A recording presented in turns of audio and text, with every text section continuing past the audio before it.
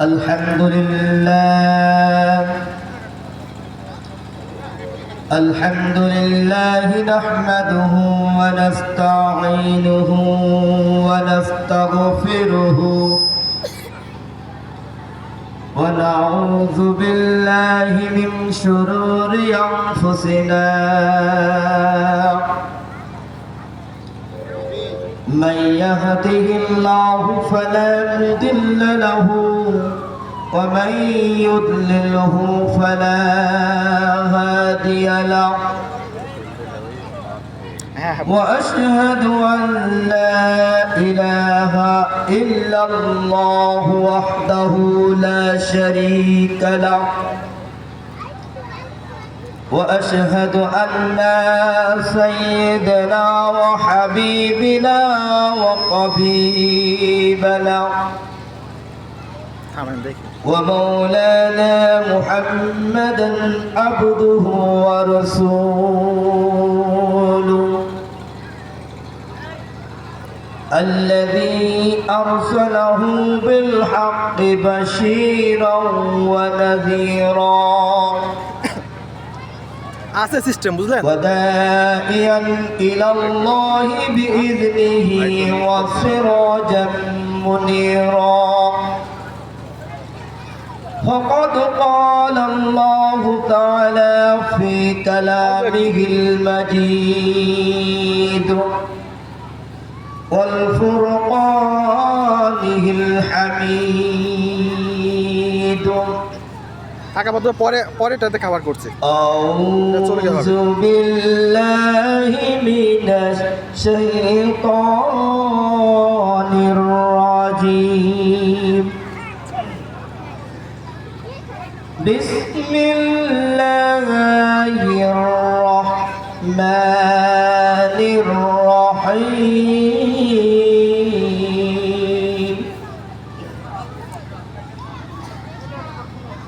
الذين إن مكناهم في الأرض أقيموا الصلاة وآتوا الزكاة وأمروا بالمعروف ونهوا عن المنكر ولله عاقبة الأمور এটা সর্বোচ্চ আর নিচে নামবে না إن الله وملائكته يصلون على النبي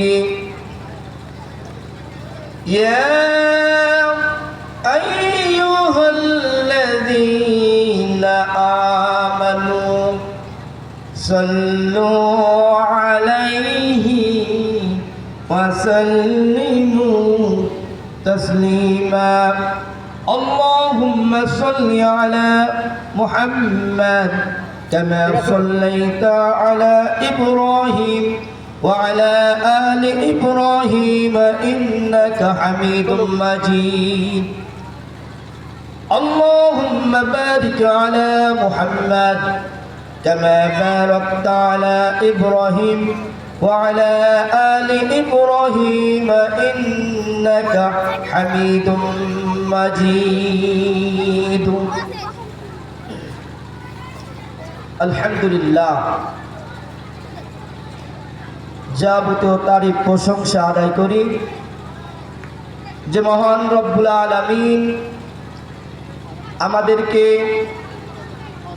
ঐতিহ্য বাঘা ফাজিল মাদ্রাসার সামিয়ানার নিচে বসার তৌফিক দান করলেন কুরআনুল কারীমের আলোচনা শোনার জন্য।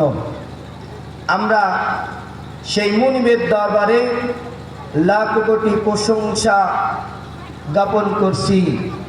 সকলে জোরে সোরে আল্লাহর দরবারে প্রশংসা আদায় করি, সকলে করছি আলহামদুলিল্লাহ।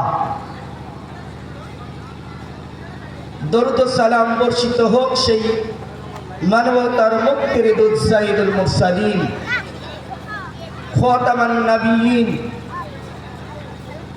শেষ নবীর প্রতি দরুদ ও সালাম পাঠ করছি, সকলে পড়ছি সাল্লাল্লাহু আলাইহি ওয়াসাল্লাম।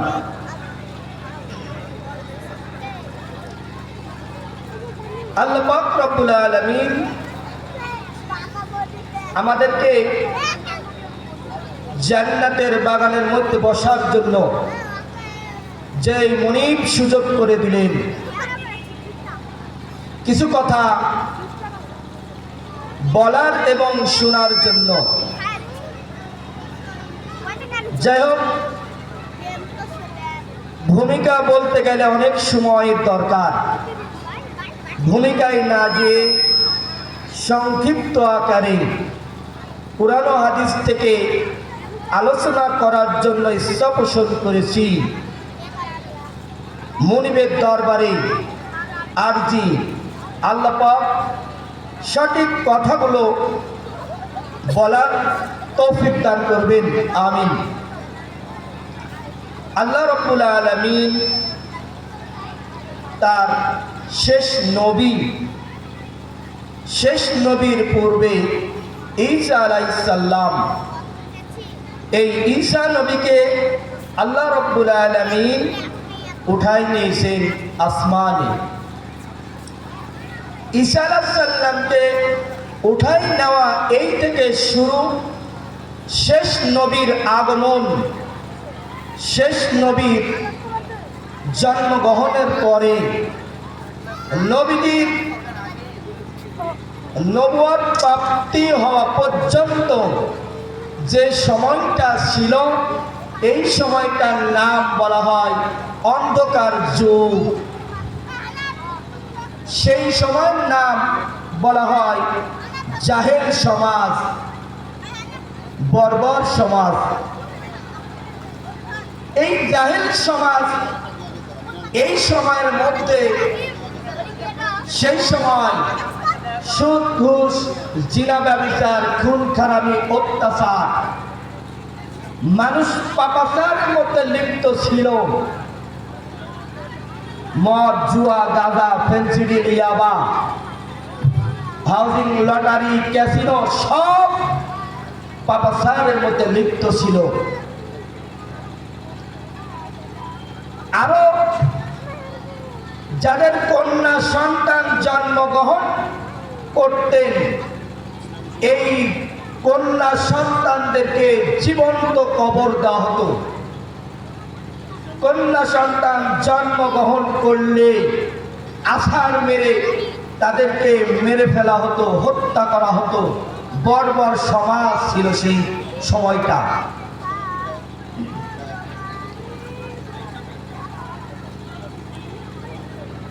সম্মানিত ভাই আমার, লক্ষ্য করুন, কন্যা সন্তান জন্মগ্রহণ করলেন, জীবন্ত কবর দেওয়া হতো, হত্যা করা হতো, তাদেরকে আছাড় মেরে মেরে ফেলে দেওয়া হতো। এত বর্বর সমাজ ছিল ওই অন্ধকার যুগ, জাহেল সমাজে মানুষ পাপাচারে লিপ্ত থাকত। সম্মানিত আমার, লক্ষ্য করুন, আল্লাহ রাসূল মসজিদে নববীতে বসে আছেন, এমন সময় একজন সাহাবী আসলেন। সেই সাহাবীটা আসার পরে নামাজ শুরুতে বসে গেলেন, হাউমাউ করে কাঁদছেন, অসরে তিনি কাঁদছিলেন। আল্লাহ রাসূল তাকে জিজ্ঞাসা করলেন, ও সাহাবী, তুমি কাঁদছো কেন? আল্লাহ রাসূল বললেন, আমার সাহাবী দাহিয়াতুল কলবি, তুমি কাঁদছো কেন? তুমি কাফের ছিলে, এরপরে কালিমা পড়ে মুসলমান হয়েছ, তুমি কাঁদছো কেন? তোমাকে আমি জোর করি নাই, তোমাকে ইসলাম কবুল করার জন্য বাধ্য করি নাই, তুমি কাঁদছো কেন? আল্লাহ রাসূল প্রশ্ন করলেন, হযরত দাহিয়াতুল কলবি আল্লাহ রাসূলকে বললেন, আল্লাহ রাসূল, আমি কাঁদছি এই জন্য আপনি না বলেছেন বাধ্য করা হয় নাই। নবীজি, আমি স্বেচ্ছায় ইসলাম কবুল করেছি। হুজুর কাঁদছি এই জন্য আপনি বলেছেন মুসলমান হয়েছ, তোমার জীবনের সব গুনাহগাতা মাফ হয়েছে। ও নবীজি,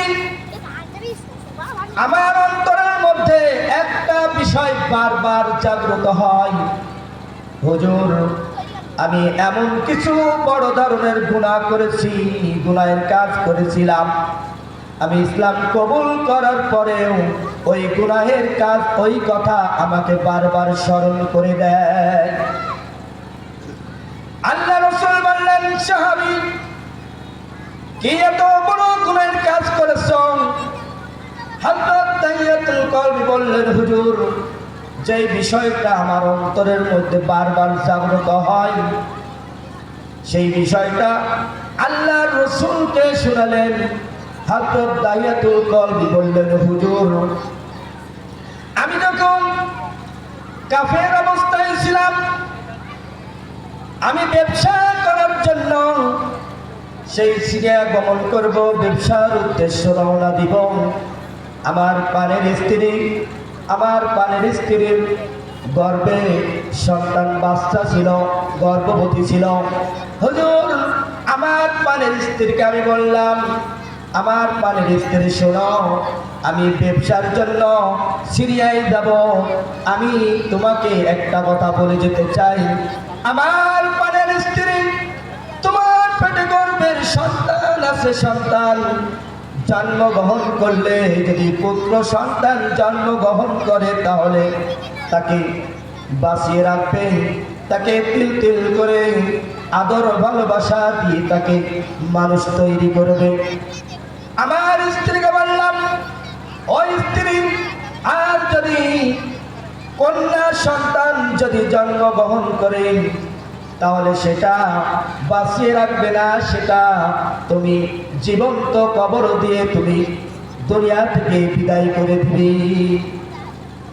আল্লাহ রাসূলকে বললেন, নবী আমি আমার স্ত্রীকে এই বিষয়টা বলে আমি চলে গেলাম ব্যবসার জন্য।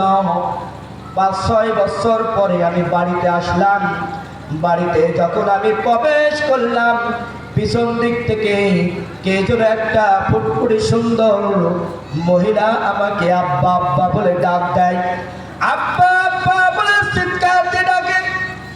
আমি পিছন দিকে তাকে লক্ষ্য করে দেখলাম একটা সুন্দর ফুটফুটি সুন্দর মেয়ে কন্যা সন্তান।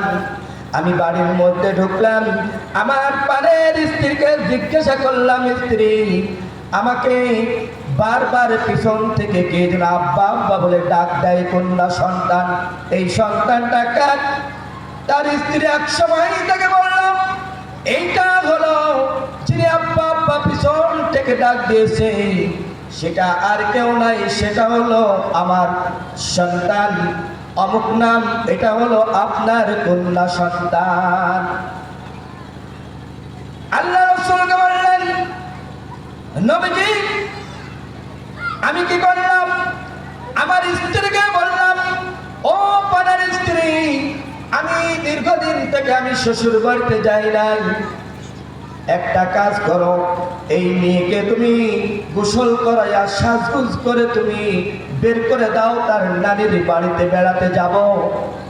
তার পানের স্ত্রী তাকে গোসল করাইয়া সুন্দর জামা কাপড় চাকচিক্য করে তেল মাখাই দিয়ে তার পিতার সঙ্গে বের করে দেওয়া হলো। তার পিতা তার মেয়েকে নিয়ে চলে যায়, মরুভূমির মধ্যে চলে যায়। সেখানে যাওয়ার পরে একটা গর্ত খনন করলেন, আর তার কন্যা সন্তান বলে, আব্বা আব্বা এই গর্ত কার জন্য করছো গো আব্বা? তুমি না নানির বাড়িতে বেড়াতে যাবি? বারবার তার মেয়ে এই কথা বলেন, আর তার আব্বা দাইয়াতুল কলবি একটা গর্ত খনন করলেন। আর গর্ত খনন করতে করতে কিছু মাটিগুলো সে তার দাড়ি মুবারকে লেগে যায়, গায়ে লেগে যায়। তার সন্তান কি করলো? আব্বার দাড়ি মুবারক থেকে মাটিগুলো চরচর করে ফেলে দিলেন, পরিষ্কার করে দিলেন। তাকে আবার বলা হলো, আব্বা তুমি না নানির বাড়িতে যাবে আমার, কিন্তু তুমি এই গর্ত কার জন্য করো? দাহিয়াতুল কলবি বলছে, আমার কন্যা মেয়ে, আমার সন্তান, তুমি জানো না, কিন্তু একটু পরে তুমি টের পাবে এটা কার জন্য করি। এরপরে গর্ত খনন করা হয়ে গেল। এইবার তার মেয়েকে ধাক্কা দিয়ে গর্তের মধ্যে ফেলে দিয়ে তার বুকের উপর পাথর চাপাই দিয়ে তাকে, আর তার কন্যা সন্তান আব্বা আব্বা বলে ডাক দেয়, আব্বা আমি আপনার পরিচয় দিব না আব্বা, আমাকে বাঁচিয়ে দিন, আমি এই মহল্লার মধ্যে থাকবো না, আমি দূর দেশে গিয়ে আমি ভিক্ষা করে খাবো, তবু আমাকে মুক্ত করে দেন, আপনার পরিচয় আমি দিব না। হযরত দাইয়াতুল কলবি আল্লাহ রাসূলকে বললেন, এই ঘটনা শুনলেন। আল্লাহ রাসূল বললেন, ও দাইয়াতুল কলবি, তোমার এই কাজটা ছিল কাফের অবস্থায়, কিন্তু তুমি এখন কালেমা পড়ে মুসলমান হয়েছো।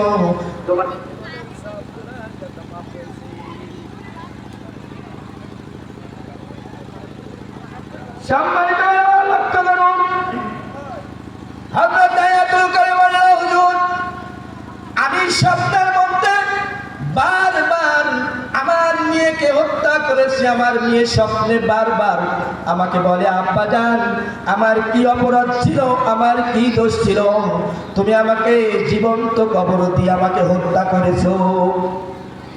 আল্লাহ রাসূল বললেন, স্বামী তোমার জীবনের সব গুনাহ খাতা আল্লাহ মাফ করে দিয়েছেন, বলেন সুবহানাল্লাহ। সম্মানিত আমার লক্ষ্য করুন, সেই জাহেল সমাজের মধ্যে মানুষ কত পাপাচারে লিপ্ত ছিল, জীবন্ত কবর দেওয়া হতো। এই দাহিয়াতুল কলবির কাজ ছিল, যাদের কন্যা সন্তান জন্মগ্রহণ করত, আর তার কাজ ছিল গর্ত খনন করে জীবন্ত কবর দিয়ে হত্যা করত। সম্মানিত লক্ষ্য করুন, আল্লাহ রাসূলের কাছে একজন মহিলা আসলো, জিনাকারিনী মহিলা। আল্লাহ রাসূলের কাছে এসে বললেন, আল্লাহ রাসূল আমি জিনা করেছি, আমার বিচার করুন। কুরআনুল কারীম দিয়ে যে বিচার ফায়সালা হয় সেই বিচার করুন, আর বিচারের যদি বিচার না হয়, তাহলে আমি যদি মৃত্যুবরণ হয়ে যাই, তাহলে কাল কিয়ামতের ময়দানে মুসিবতের সময় আমাকে হিসাব দেওয়া লাগবে। কিন্তু কুরআনুল কারীমের আইন অনুযায়ী যদি বিচার ফায়সালা হয়, তাহলে আমি জান্নাতি হয়ে যাব। আল্লাহ রাসূল বললেন, আল্লাহ রাসূল মহিলাকে বললেন, ও মহিলা তুমি যে জিনা করেছো, জিনা করার কারণে তোমার গর্ভে কি সন্তান এসেছে কিনা? ওই মহিলা বলল, হুজুর ওই জিনা করার কারণে আমার পেটে বাচ্চা এসেছে। আল্লাহ রাসূল বললেন, মহিলা তুমি বাড়িতে চলে যাও, তুমি বাড়িতে চলে যাও, যতক্ষণ তোমার সন্তান জন্মগ্রহণ না করবে। তুমি তো দোষ করেছো, কিন্তু তোমার সন্তান দোষ করে নাই। এক পর্যায়ে কি হলো, সন্তান জন্মগ্রহণ করলো। এরপরে আল্লাহ রাসূল বললেন, মহিলা তোমার সন্তান যতক্ষণ খাওয়া দাওয়া করতে না পারবে, ততক্ষণ তোমার বিচার করা হবে না। তোমার সন্তান জন্মগ্রহণ করবে, পরে খাওয়া দাওয়া করতে পারে, এরপরে তুমি আমার কাছে আসো, তোমার বিচার বিচার করা হবে। মহিলা কি করলো, এইবার তার সন্তান খাওয়া দাওয়া করতে পারে। রাসূলের দরবারে আসলো, আল্লাহ রাসূলকে বললেন, আল্লাহ রাসূল আপনার যেই ওয়াদা করেছিলেন, যেই কথা বলেছিলেন, আমি এসেছি। আল্লাহ রাসূল বললেন, ও সাবিরা, এই মহিলাকে নিয়ে যাও, গর্ত খনন করো, বুক পর্যন্ত গেড়ে দাও, চারিদিক থেকে পাথর নিক্ষেপ করো। আল্লাহ রাসূল নির্দেশ দিলেন। সকলে কি করলো, গর্ত খনন করলো, বুক পর্যন্ত গেড়ে দিল। এবার চতুর্পাশ্বে দিকে পাথর নিক্ষেপ করে তাকে এইরকম যখন আঘাত করা হলো, এক ফোঁটা রক্ত এসে একজন সাহাবীর গায়ে পড়ে গেল। সাহাবীটা ওহা শব্দ করে ভর্ৎসনা করলেন। আল্লাহ রাসূল বললেন, সাহাবী তুমি ভর্ৎসনা করো না, এই মহিলার তওবা আল্লাহ পাক এমন ভাবে কবুল করেছেন, এই তওবা দুনিয়ার সকল মানুষকে যদি ভাগ করে দেওয়া হয় তবুও শেষ হবে না।